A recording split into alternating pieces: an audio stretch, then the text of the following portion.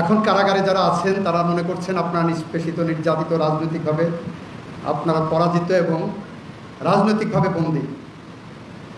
এই সরকার কতটা মানবিক একবার চিন্তা করে দেখেন। কোনো দল, কোনো ব্যক্তি, কোনো গোষ্ঠী কারো কথা চিন্তা করেননি। চিন্তা করেছেন মানুষের মুক্তির জন্য, মানুষের অধিকার সংরক্ষণের জন্য, মানুষের স্বাধীনতার জন্য।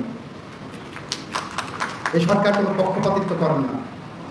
এই সরকারের কিন্তু নীতি এটা নয় যে নির্যাতন করতে হবে, নিপীড়ন করতে হবে, নির্যাতন নিপীড়ন নিবর্তন করে একটু উল্লাস প্রকাশ করতে হবে। যে উল্লাস প্রকাশ করা হতো মানুষকে হত্যা করে, পেট কেটে ভুঁড়ি বের করে তার মধ্যে পাথর ঢুকিয়ে, বালুর বস্তা ঢুকিয়ে নদীতে নামিয়ে দেওয়া হতো। এই সরকার মানবিক সরকার, তার একটি জলজ্যান্ত উদাহরণ হলো এটা। এভাবেই বাংলাদেশ এগিয়ে যাবে, এভাবেই জুলাই বিপ্লবের সফলতা আসবে, এভাবেই বাংলাদেশের সুশাসন প্রতিষ্ঠিত হবে।